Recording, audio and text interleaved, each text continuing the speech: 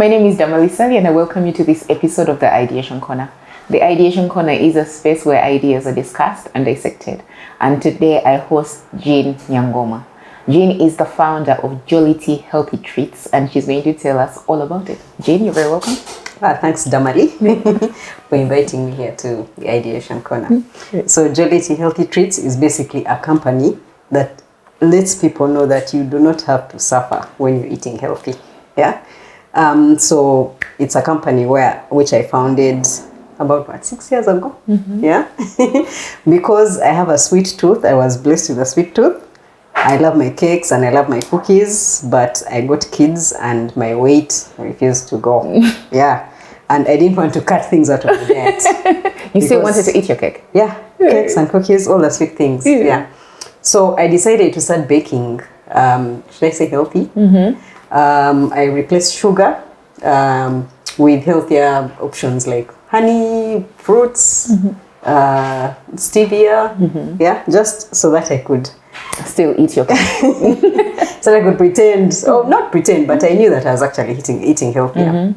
Yeah, so in the process, I realized there are so many who have this problem. You're not the only one. Yeah, there are so many. And my client base grew eventually. But there are some who wanted more, not just no sugar. Yeah. So I started getting requests for egg-free. And, no eggs. Yeah, which is no eggs. Vegan, which is no eggs and no dairy. So in cakes, the dairy is usually the milk and the butter or margarine. So they didn't want that as well. Yeah, so I did research and found out how to do it because I wanted to make money. Now, first of all, I think I need to first take you back. How did I Please do. Yeah, why did you decide to? Yeah, so I quit my job. I work in the logistics and shipping industry. And I got my last born and I failed to balance between the job and the baby. You know, I struggled with maids and everything. So I decided to take some time off. And this was your last one, so you had done it before? Yes, I have 3 kids. Okay, so why was this one? Why was it hard for this one? I don't know. I honestly don't know. Maybe I was older. Like I'm not juggling anymore. I'm tired of juggling. I don't know. But somehow things didn't work out. I struggled, which didn't happen with the first 2. I didn't have any problems with the house help and everything, which this time it was terrible. And I think I also had a higher position at work, so I had more responsibilities. So it became tough. Yeah, like I had started making mistakes at work and everything. So I decided to take time out, stay home with her, wait for her to grow, get to a certain age, then I go back into the industry. Yeah, but because of how crazy the industry is, I just couldn't sit at home. I couldn't. Yeah. Were they still calling you, asking you? Yeah, you know, even today, I still get people calling me and I'm like, okay, no, I don't work there anymore. This is 6 years later. You know. 6 whole years, wow. Yeah. Okay, so I decided I needed to do something. So that's how I came up with the baking thing, because it's always been a passion that I've had. Yeah. So back to the future. Yes. Yeah. So I got clients who requested for gluten-free snacks because I was already making vegan, egg-free, sugar-free, but baking with wheat, the regular wheat. So I went and did research. This was in 2019. Yeah, the year before the lockdown. So the whole of that year, I did research on gluten-free, how it works, what is it, yeah, first of all. And I discovered Uganda. We are so blessed. We don't know. We are unaware how blessed we are as a country. You know, we keep hearing it, we are the food basket of Africa and all that. But we don't know really. Just take it at surface, yeah? But we have so much gluten-free flour, like the different options. So the porridge that you take, all the different types of porridge, so the bushera, what are the millets? Millets, maize, rice, pumpkin, potato, wheat, what's it called? Anyway. Sorghum, or if you go to like the supermarket shelf and see porridge flour, 100% of it is gluten-free. But we just don't label it, because we could be labeling it gluten-free. Yeah, because we didn't know. Like I didn't know until I did research and discovered that, you mean all this time we've had gluten-free flour and we had no clue? Yeah, so that was a big discovery. So I figured out how to make a blend and use it to bake. Yeah. Now, there's baking gluten-free is one thing, and having something that tastes good is another. Yeah, I know, because my issue with having those healthy cakes is that they are tasteless. Like, I don't want to eat tastelessness just in the thing of being healthy. I still want to enjoy life. Yeah. So now, I also felt the same when I tried. Yeah. So what I did is I took time and sampled all of them. Like maize, I wanted a blend of 2, because when you with all my research that I did, I discovered you can't just use one blend. You have to blend many of them. Some with starches, some with so it's a whole science. There's a whole science behind it.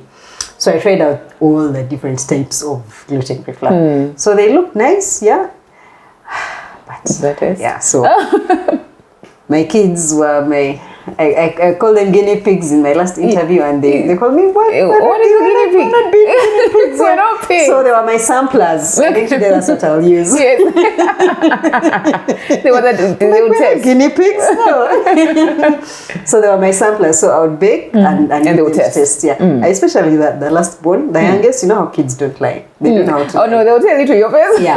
So I wouldn't tell her, test for me now, and make her and say, oh, this is a cake. And you watch her? I watch her. If she takes one bite and runs off, then I ask her, do you want some more? No. Then you know, and I know, okay, that's a fail. So I did that with all the different types of flour, and the one that they tested and they were like, okay, this is really nice, and asked for and even finished everything, was a blend of sweet potato and pumpkin. Okay, that's when you're like, I've got it. It's like, that is it. So I was like, that is my blend. So I started baking that and selling to clients, and somehow it picked. Now in 2020, we so I was selling to people who wanted their kids. You know, when you're packing snacks for your kids at school, you feel guilty when you're packing biscuits and crisps, all unhealthy stuff. Junk. Let me try something different. So those are the clients that I had the most of. Kids who are going to school. So they were making their cake orders from you? Yeah. Okay. So deliver at the beginning of the week, and So 2020 happened, COVID happened, and schools were the first thing to close. Your entire market is gone. My market shut down. Yeah. So shortly after schools closed, offices were closed. We went into that very tight lockdown. Now I was stuck there with my flour and no one ordering for my snacks because no one is going to school. And I was like, okay, so now I need to find ways to make money. So someone gave me an idea that, like, you know what, you have the flour. People are stuck at home, everyone has to bake, package and sell it to them and teach them. Teach them how to bake. Yeah. So that is how my website with recipes was born. And how my YouTube channel with the limited number of videos, because recording YouTube videos is not for the faint-hearted, was also born. And so the flour business peaked from there. Oh, so you COVID worked for you? On the flour side. Yes. So on the snacks side, it was really. But the good news is the business didn't close. Okay. So it helped at least to keep me afloat. So most of 2020, I was selling the flour, posting more recipes. My social media channels also picked. Instagram, Facebook. I got more clients. And along the way, I also got those who wanted to eat healthy and tried to bake at home, but either were too lazy or things didn't work out. No, just send me the cake. I'm not going to bake. So towards the end of 2020, the snacks business started picking. Then in 2021, I decided, okay, I need to do something else, which has nothing to do with baking, but also, on the healthy bit. So I met a friend called Kathy Bullia, and showed me about candles. So I did research, and there's always a healthier. I learned with candles. Did you know, by the way, that most of the candles in the supermarkets are made using paraffin wax? Which is bad? It's not really a bad thing. It's just there are some people who have like issues with their lungs, so when they breathe in the smoke and what, it affects them, and it also stains the ceilings at home. If you've noticed the candle that you light and where you put it somewhere, you have a against the wall. Paraffin wax does that. So I wanted a cleaner wax, and of course with my habit went of research. researching. Yeah. I like that all your research, you just Google, and you is created your a friend. business. Google, YouTube, everything. You find, you know, they keep telling us that education, you can learn more from YouTube than you did from class. That's so true. It's the truth. Yes, it's true. So I learned about the different types of wax that there is in candles. So paraffin wax, which is what we have here most of. Yeah. There's also soy wax. Yeah, made from soy, like the soy. Are they seeds or are they nuts? I don't know. Are they nuts or seeds? Soy. I don't know. The soybeans. The beans. Yeah. Okay. So it's also a byproduct of the soybeans. So wow, they turn I it didn't into know wax, that they can be turned into wax. Yeah. So and that would be good. Doesn't stain the ceilings and actually it's also good. the perfect one. It's just that we don't make it here. It's not here in Uganda. But why would I be turning my bean into a candle when I could eat the bean? You know, it's food. No, as it's in food. I mean, if you're turning soy into flour, turning soy into porridge, soy into what other soy byproducts are there? Milk. Yeah. Why can't you make soy wax? Also, this one is the byproduct of after you've taken the food. Yeah. Oh, okay. Yeah. So instead of throwing away the husks or whatever, I didn't go deep into you didn't research that one. Yeah.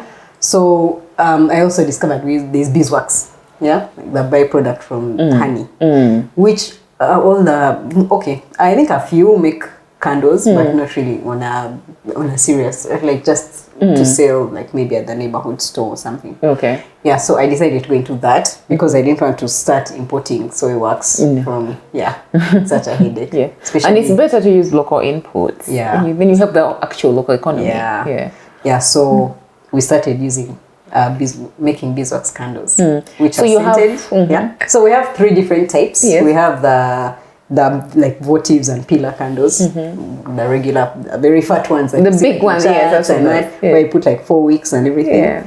Then we have the ones which are, the cute ones, which most people use for decoration, with different shapes and everything. Yeah. And the ones in jars. Yeah. So that also peaked in 2021. Yeah, and it's slowly picking. It's picking up. Yeah. So it's your new product line. It's like my new product line. Okay. So that's called Jollity Candles. Okay. Yeah.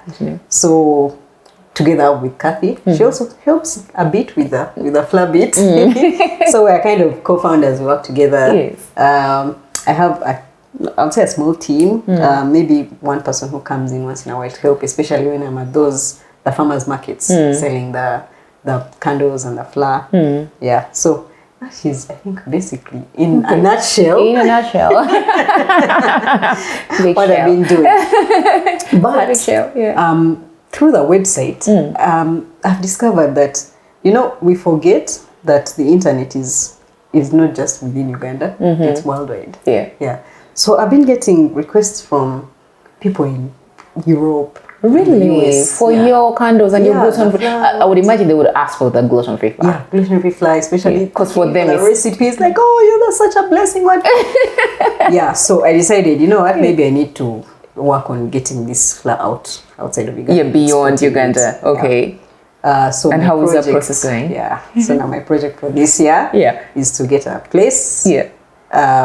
Package it and get UNBS certification because I don't have that, and then ship to them. Okay. Yeah. So where I source my flour. Yes. Tell me about that. Because I like the fact that you're sourcing it locally from farmers. 100% locally sourced. Everything, including the honey and everything that I used to bake.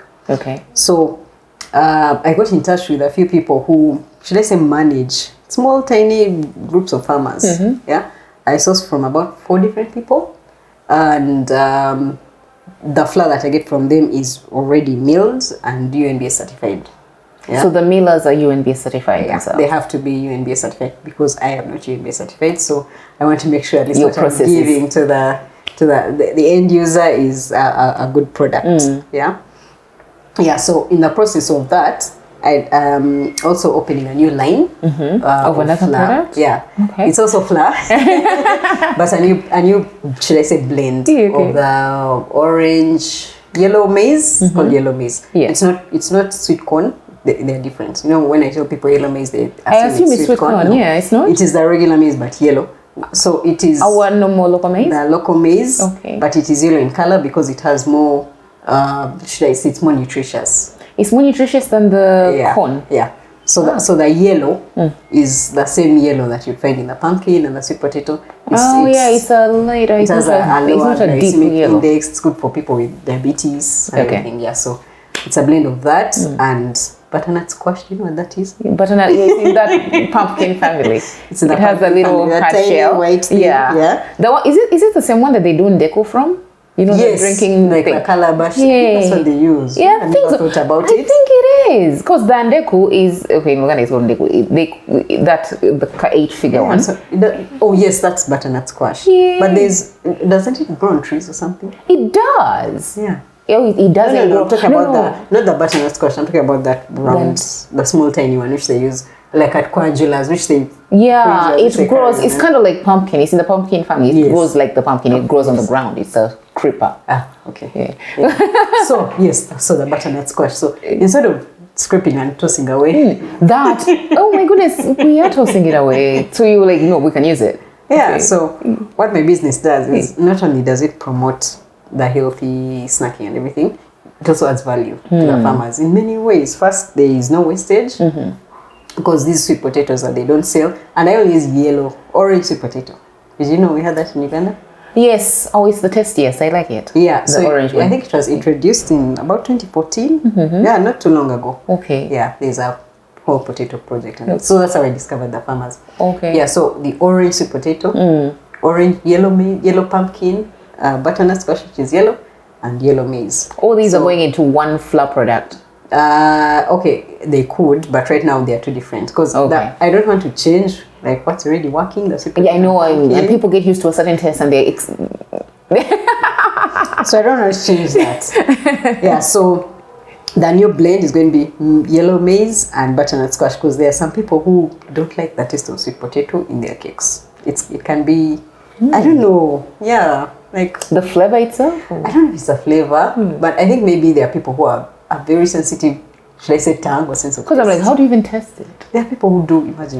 No, actually, you can taste it in, especially the chapati. Because you know chapatis don't have a lot of ingredients. Oh yeah, it's Yeah. one major. So it's just a flour and maybe a little salt and a Yeah, little and water. That's it. So you can actually really that taste it. Yeah. Okay. Yeah. So especially in chapati. So they've been asking me for another blend which has a more bland taste. Yeah. So that's how That's I, how you I came up with this one. With this one. Yeah. Okay. Such a very nice. Yeah. You should try out that chapati online. Can someone order cakes and chapati from you? Yes. The gluten-free things ones, yeah? The gluten-free actually came with a sample. Okay. So this is the flour that I bake. Gluten-free, Yes. olive fleshed, sweet potato and pumpkin. Yeah. So this is the sweet new potato. one? No. This The is the old one. original one. Okay. Yeah, so I'm still working on the branding and everything for the new one. By Okay. next month, hopefully, You I've been will saying have that it, since is it? last year, but hopefully. There's so many distractions that come And up. I by like the next month. packaging. I like that the packaging, it doesn't hide the product. I No. can see what I'm buying, which is great. So I wanted something that seals because the problem I have with the porridge flour that we buy is once you've opened it, That's it. yeah. And then air gets you have to into find another it. container. Yeah. So No, I I like wanted that. something convenient. You seal it back and then and you can reuse it if you want. And by the way, it could be instead of you buying those what do they call those little packs that we buy in the Oh, the supermarkets? Ziploc bags. The Ziploc bags. This becomes a Ziploc That bag. was what I was thinking. I was thinking, you know how we have those cookie tins and then after the tin is empty, they use You it still for... put other things. Yeah. Like, I mean, we'll do the job of a Ziploc bag afterwards. anyway, so nice, it's nice. my biggest clients, like the client base that I have, is mostly diabetics. Those are actually Oh, the people who can't. Okay. who can take wheat Yeah. and all that. Yeah, so that's my biggest client base. Also, autistic kids. Oh, really? Yeah. They're not supposed to have sugar? No sugar, no wheat. No sugar, no wheat, no dairy. Wow. Yeah. So the parent is very difficult to be able to feed them. Yeah. Okay. So that's also another. I actually discovered we have so many communities of autistic kids. So I discovered that. And they're last really, year. they're isolated by themselves. Not really. There's a place, I think it's in Tinda, where they've started up a school for autistic kids. So it's about 20 or something kids Okay. who go there. It's kind of a boarding school. They teach them and everything, and they're actually very sweet kids. Okay. So I had a baking class, Yes. and I taught some of them how to bake. And it was so much fun. Oh, And they that's love- nice. You know, they never eat cake. Because they cut all the cake so available, does it? For the first time, They were they able to actually eat cut cake and they ate it. I was so happy. That's sweet. Yeah. So those are small things that make me happy. So and also the people who are usually trying to watch their weight, mostly 40 and above. Yeah. You know, that's when you get to 40 is when you start making life decisions. Yes. Like, am I where I want to be? So usually those are the people who... That's the time I was like, wait a minute, I need to go healthy, 100% gluten free. So those are the people who mostly sell to. Okay, then for the candles, you're also sourcing the wax locally from 100% from bee. Oh, okay. Yes. So for the wax now, you know, I bake using honey. Yeah. Yes. Yeah. So they're already your suppliers. My honey supplier also supplies me the beeswax. Oh, okay, that's really good. Like you keep it in the local supporting local farmers. Local boo. Yeah, boo. Yes. So you know, after starting this business, I've realized, you know, we have so many products. Local products that actually of better quality and produce better results than imported stuff. And they are organic. Yeah, organic. But made in Uganda. I find that unfortunately we haven't yet tapped into that organic market. Like when you go to say the UK, whenever they label a product organic, it's at a higher price. Yeah. Like 30% more expensive. Then here in Uganda we have a lot of organic products, but we don't stamp it organic. Because if you stamp it organic, then it's of more value because you haven't put any. And people fear it when you put the word organic. Why? I don't know. Because you know, we already have all our food is organic. I know, but so there's this time I went to, was it ShopRite before it closed? Yeah. So they had regular pineapples and organic pineapples. And people were not buying them. Because they were like, hey, organic. They've labeled it. Yeah. It's a problem. That's all, they were bigger. They were like, these are the ones which have what's. And they thought they were the GM ones. Yeah. Like GMO stuff, we are not touching those ones. Which buy the ones that we like. So maybe that's it's what do they call it? Reverse advertising. Yes. Like you send the wrong message when you stamp organic on your product. They think it's a GMO one. Yeah. Oh no, that is not good. Yeah, so we need a lot of education here in Uganda. And you'd think it's only the people who are not educated but no. It's the supermarket people. Yeah, because the supermarket shopping ones clearly are educated, but they won't even Google say is organic good or not. Hilarious. I know. Yeah. So. Yeah, but no, I like that your entire value chain is local. I like that you're buying from Uganda. So then you're trying to create new products. Yeah. So, and you've been in the business since 2019 now. 2016, but the gluten-free business was started running in 2019. Okay. It was up and running in 2019. And that's your biggest business, isn't it? Yeah. It's growing. I don't bake with wheat anymore. 100% gluten-free. Okay. Because I also have people who have allergies, who are allergic to wheat, or allergic to, So I don't risk in case... You know, when someone comes to you trusting that you can't risk it actually. So trust is an important thing. Yeah. Okay, so if someone wanted to order for your gluten-free wheat and your wonderful cakes and wonderful candles, how do they get you? So my web, so many ways. My social media channels, Jollity Healthy Treats is on Instagram, is on Facebook, is on YouTube, and my contacts and everything are there. Then on my website, which is jollitycreations.com, is where you'll find contacts and everything. It has the list of the different snacks that I make and the recipes in case you bought the flour and you don't know how to use it. You can find recipes there as well. YouTube channel has videos. Oh my God, yes. Yes. Yeah. The videos on YouTube. So videos that you can watch. Yeah. They are pretty clear because people have actually called me and said, "Oh, wow, I've used your recipe and it works." Okay. Yeah, but these are all recipes that, of course, I've tried. I don't put anything that you haven't done. Yeah. Okay, you would have done it. Yeah. And then also, before we came on here, you told me that there are some shops where someone can go get the. In Kampala, in about, I think there are 5 places now. The first is in Kololo. It's called Akuganics. It is just right below the airstrip, just before you turn down to go to, what's that? Kasha Road, before the lights heading to the one leading to Protea. Yes. The back of protein. Yeah, but on the lower section. So Arc Organics, it sells organic stuff, and that's where you find all the nice, healthy organics with made in Uganda. Okay. Yeah, it's a whole supermarket for them. Okay. Yeah. Then there's another similar kind of supermarket, or should I say small tiny shop, that is opposite Acacia Mall on Bukoto Street, called the Bountiful Duka. You'd say the Duka. The Duka. Yeah, the lower end towards Kisementi of then Dr. Kasenene also has my products. I partnered with him. I also partnered with another nutritionist called Purity. Her company is called Quera Beats. They are found in Tinda at the Capital Shoppers building, I think the top floor. Okay. And Bakers Boulevard, if you're a baker and you're looking for the flour, it's also Ntinda, the old Ntinda shopping mall where I think Quality Supermarket used to be, in the center of Ntinda. Okay. Yeah. And I think that is basic. That's where you can find the different places. And also you can call the number. You deliver. And I deliver. Oh, okay, good. Yeah. I'll use that. I'll call the number and get the delivery. Yeah, and also on the package. Yes. All the details are there.